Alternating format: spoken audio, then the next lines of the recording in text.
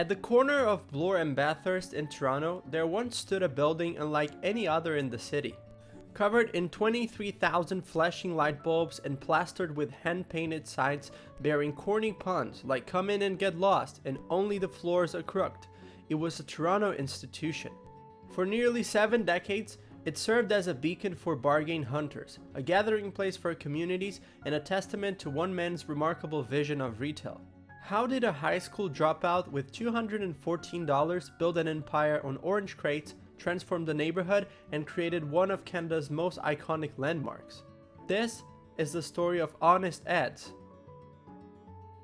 The story begins not in Toronto, but in Colonial Beach, Virginia. On July 24, 1914, Yehuda Edwin Mirvish was born to Jewish immigrants David and Anna.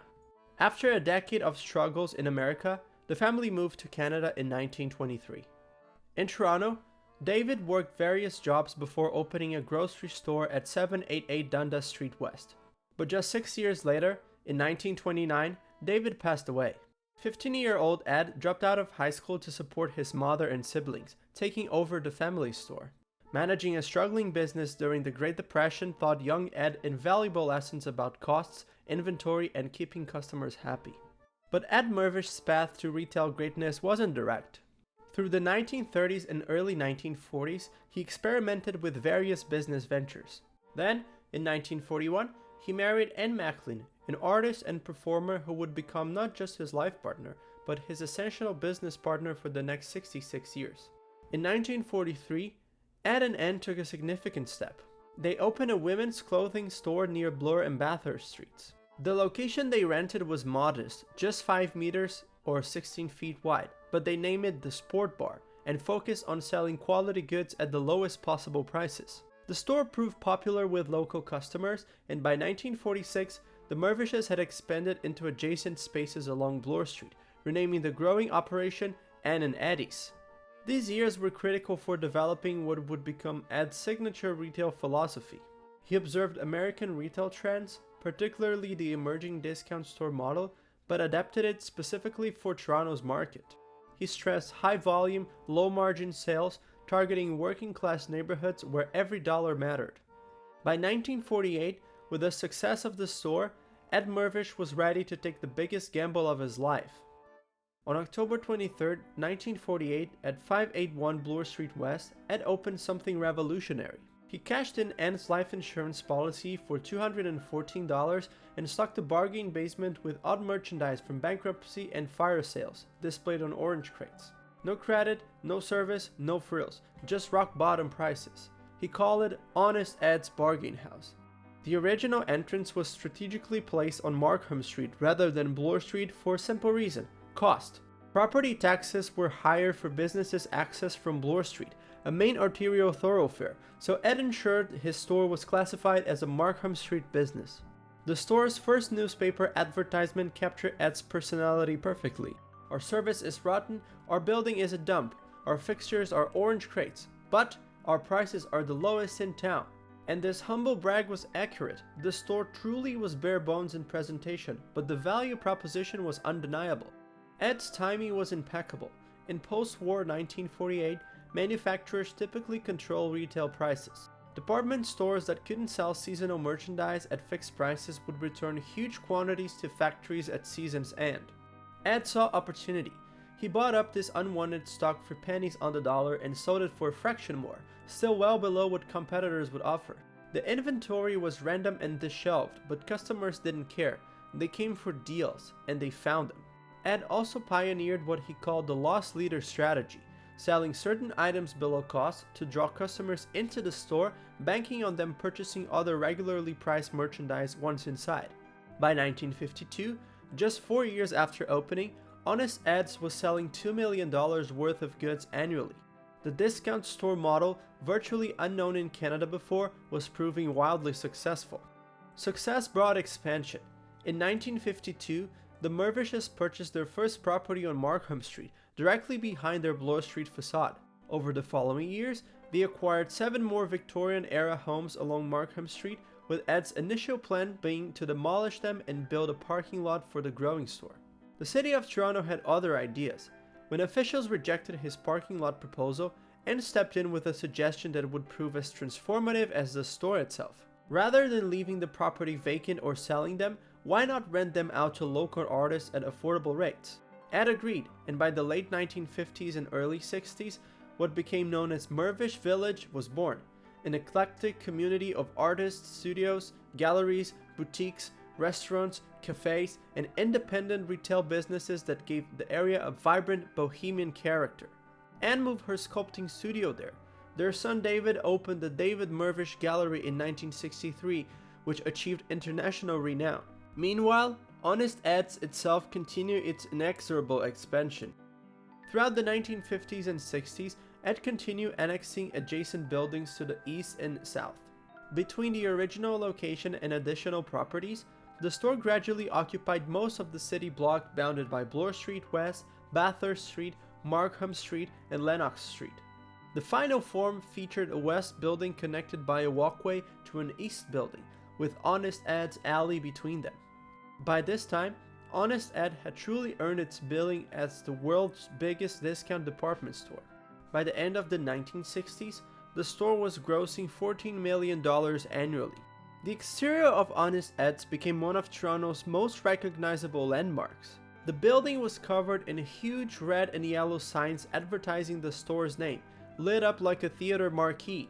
The iconic main sign, completed in 1984, used 23,000 light bulbs and was hailed as the largest marquee outside of Las Vegas. The exterior facade was plastered with hand-painted puns and slogans that became legendary in their own right. Don't faint at our low prices, there's no place to lie down. We open weekdays at noon, as our staff likes to sleep in. Inside, hand-painted signs promised the lowest prices. The decor featured posters from old films, stage productions, and musicians. But Ed's most beloved practices were his acts of generosity. In the 1980s, he began giving away free turkeys at Christmas to families in need. What began modestly grew into an annual spectacle, with Ed personally handing out turkeys to thousands of people. And when Ed turned 75 in 1988, he started another tradition, throwing himself a massive public birthday party outside the store.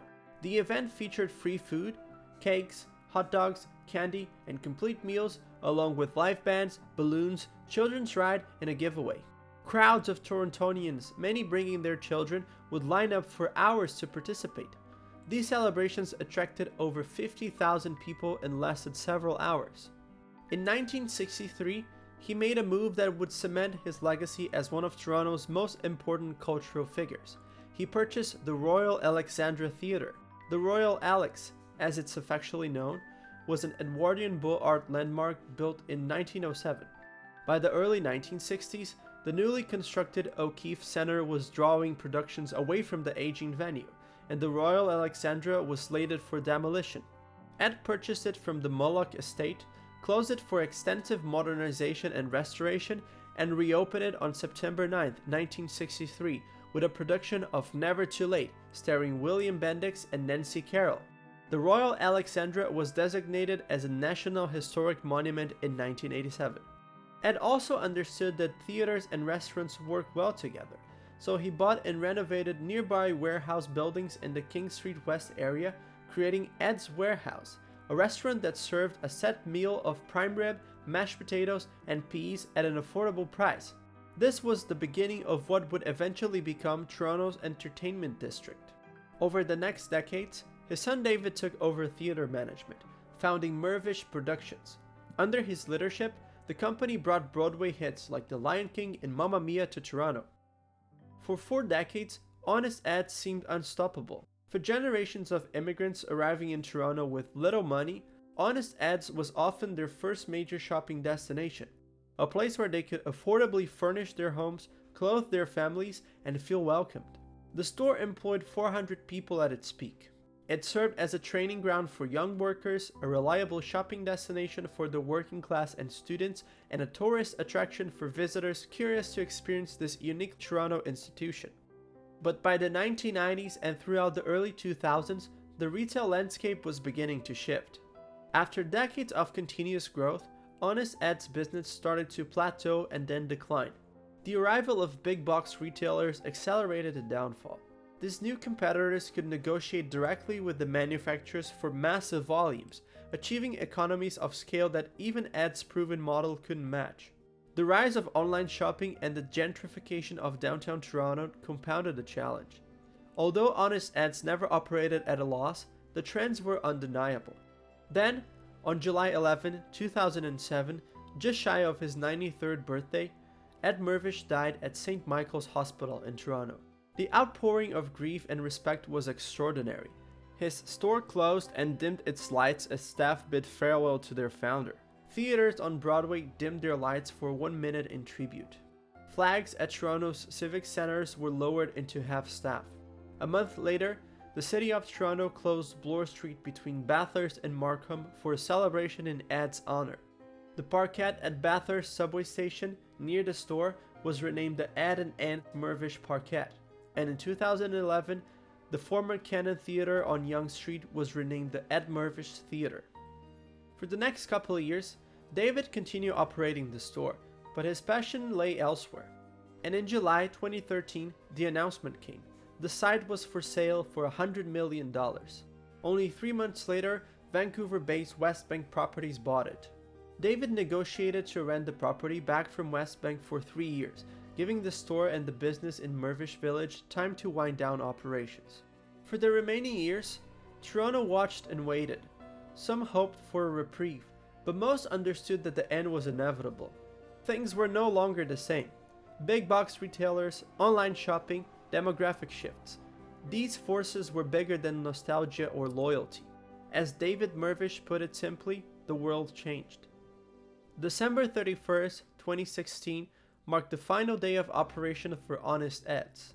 After 68 years in business, the lights would go out for good. From February 23rd to 26, 2017, a massive 4-day-long art and culture celebration was held at the now empty Honest Ed's, with multiple performers, exhibits, and large crowds. The remaining stores in Mirvish Village and on Bathurst Street properties, formerly owned by the Mirvishes, closed shortly after, and in May 2017, the iconic sign with its 23,000 light bulbs was dismantled and removed from the building.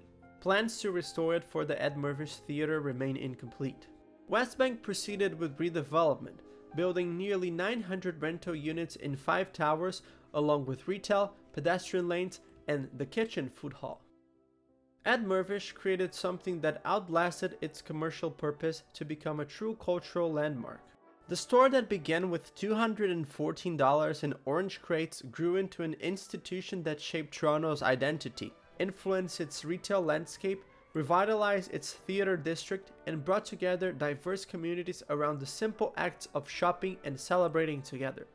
The physical building is gone now, replaced by modern development, but the stories remain, of Ed handing out turkeys, of families hunting for deals, of getting lost in the maze of rooms and emerging with treasures, or birthday parties with thousands of attendees, of a man who proved that honest dealing, hard work, generosity, and showmanship could build something far more valuable than money.